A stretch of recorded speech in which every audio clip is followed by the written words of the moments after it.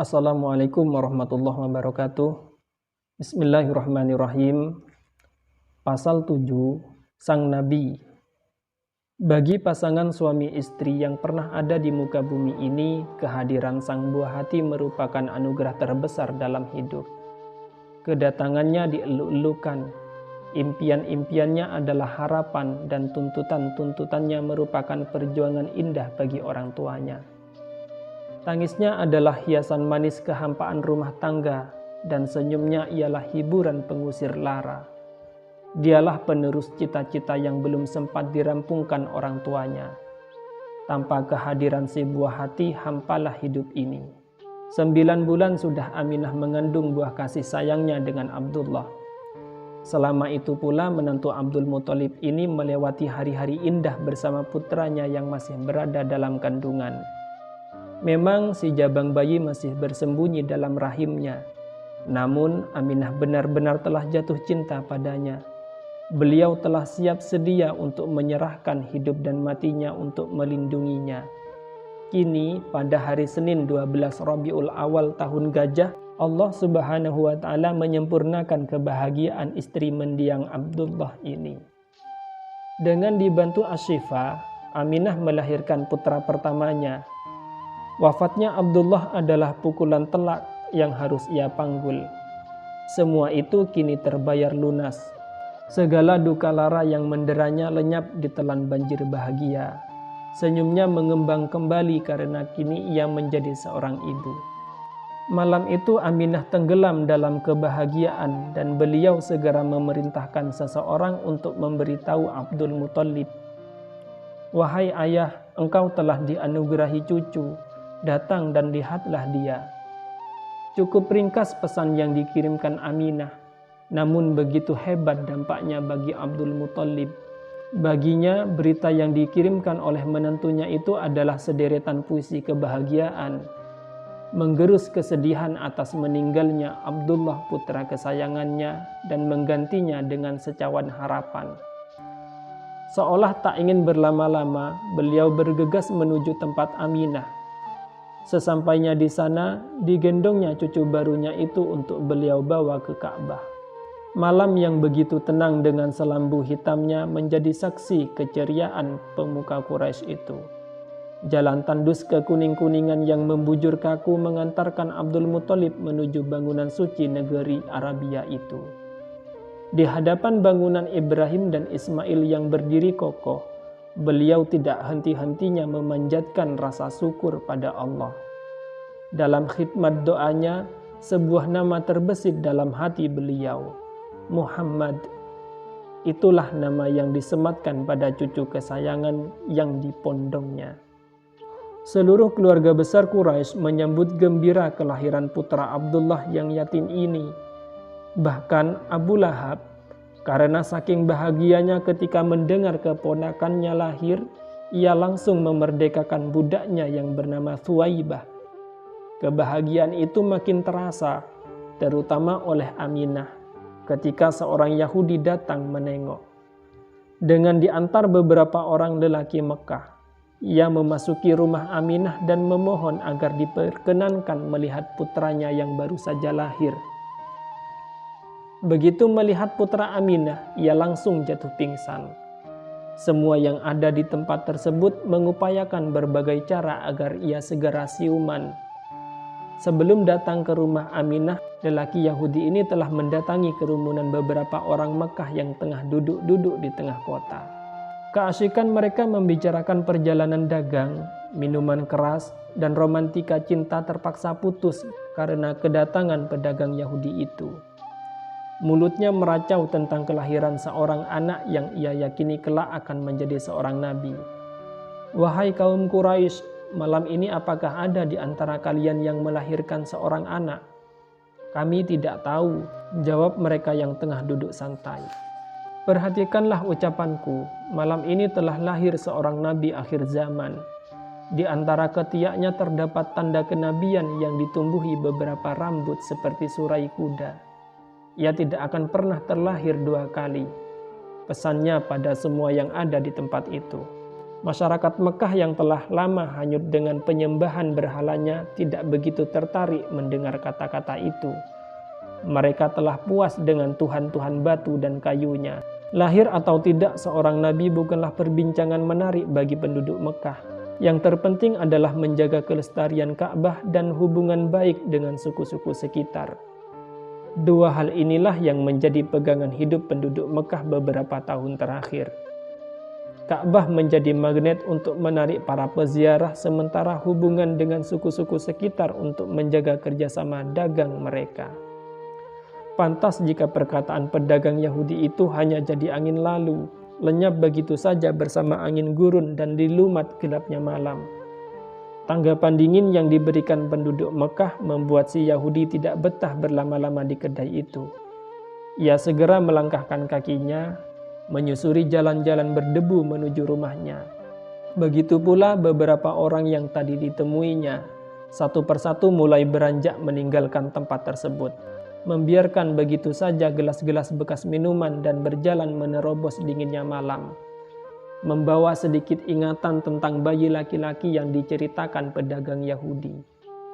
Ketika mereka sampai di rumah masing-masing, terdengarlah kabar bahwa Aminah menantu Abdul Muthalib telah melahirkan bayi laki-laki.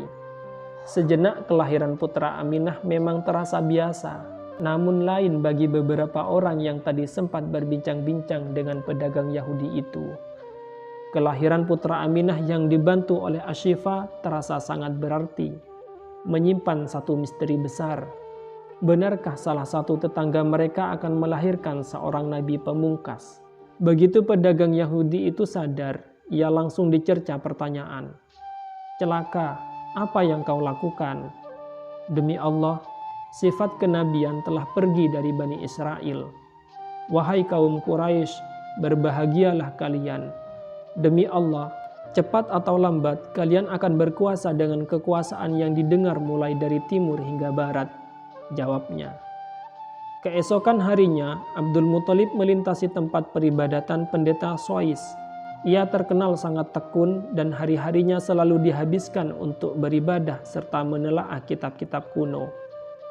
Dari kitab-kitab yang dipegangnya inilah, pendeta tersebut tahu bahwa hari itu adalah hari bertuah, hari kelahiran seorang nabi yang sangat dinantikan kaum Yahudi dan Nasrani, nabi penyempurna agama sebelumnya.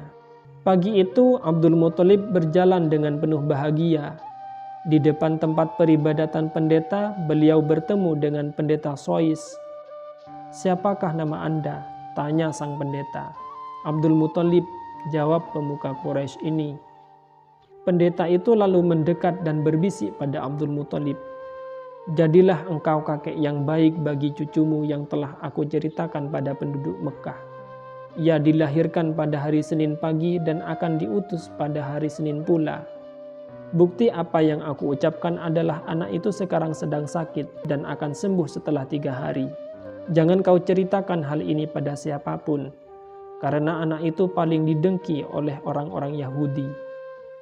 "Dia akan hidup sampai umur berapa?" tanya Abdul Muthalib. "Jika ia diberi umur panjang, maka tidak akan sampai 70 tahun.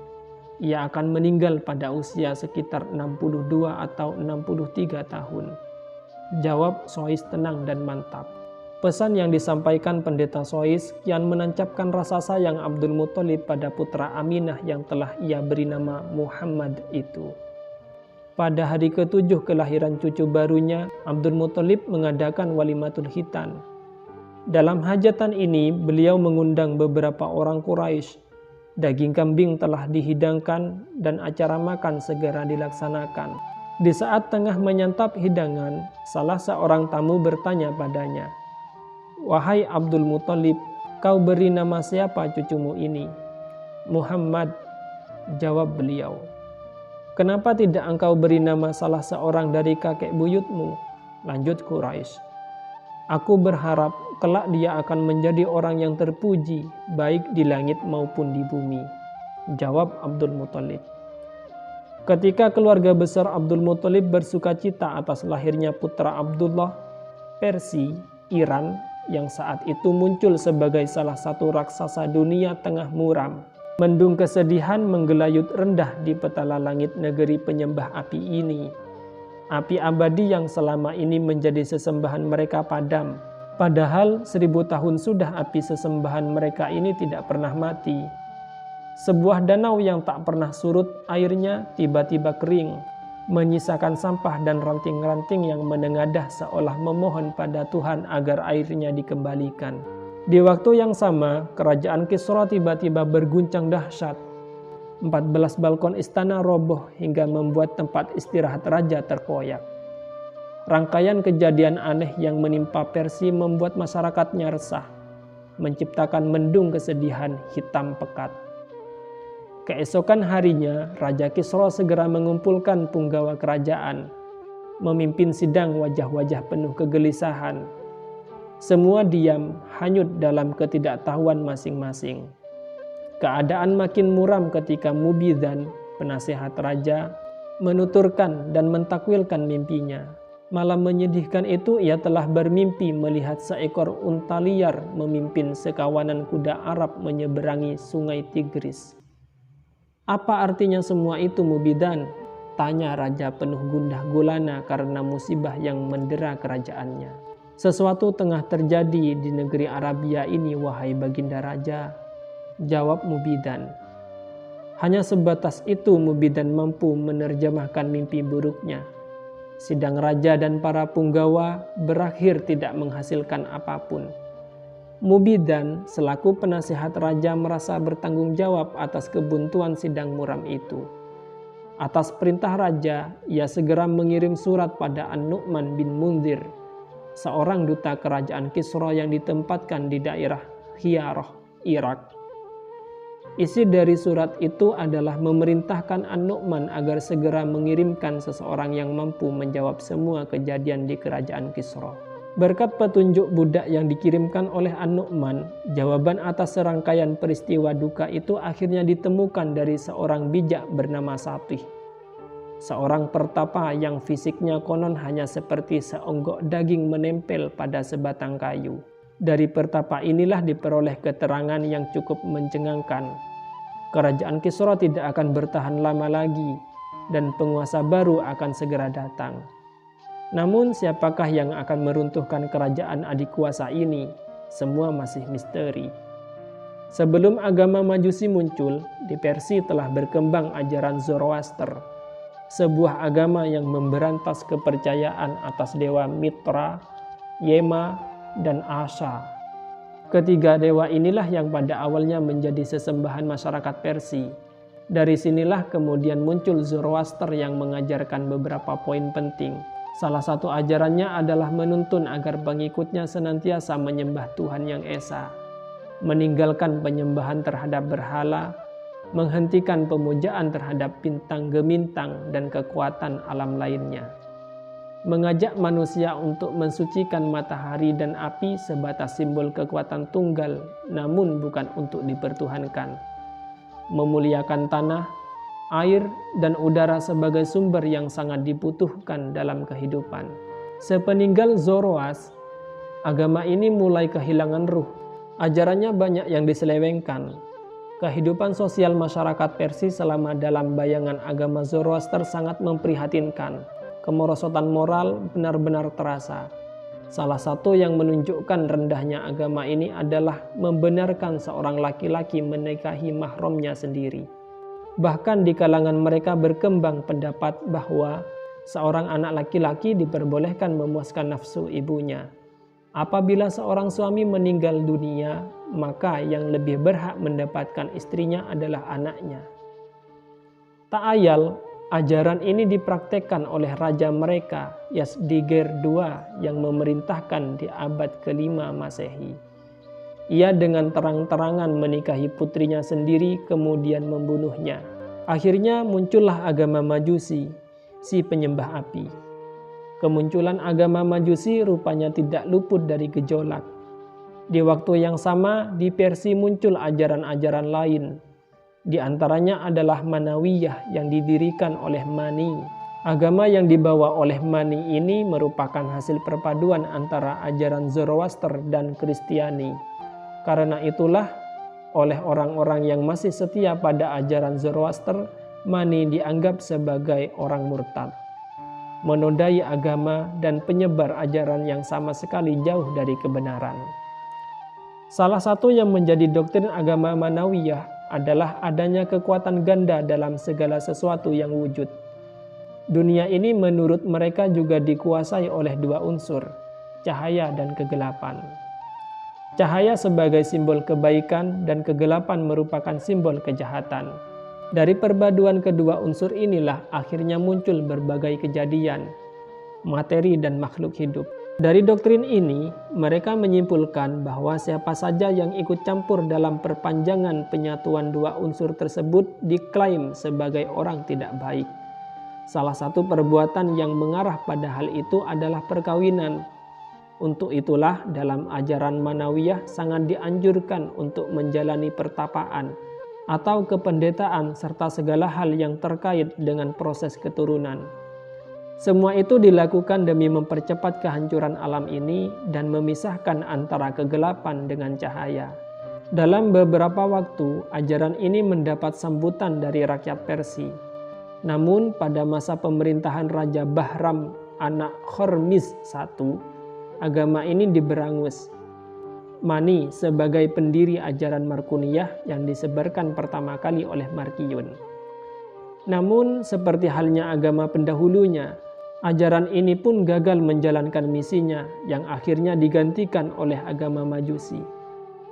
Berbagai agama yang muncul di Persia rupanya tidak mampu mengantarkan masyarakatnya ke tatanan kehidupan yang lebih baik. Di bawah tuntunan agama-agama tersebut, Persia justru terjebak dalam konflik berkepanjangan. Pertikaian, pertumpahan darah, dan perpecahan kerap terjadi baik di antara mereka sendiri maupun dengan negara lain. Di masa berkembangnya agama Majusi, keadaan kian parah. Para penyembah berhala itu sering melakukan penyerangan terhadap pengikut Al-Masih, Nasrani, dan merampas berbagai harta benda mereka. Akibatnya di sana sering terjadi kontak senjata dengan Romawi yang merupakan pusat pengikut Al-Masih. Semua fenomena itu rupanya mendapat teguran dari Allah Subhanahu wa Ta'ala.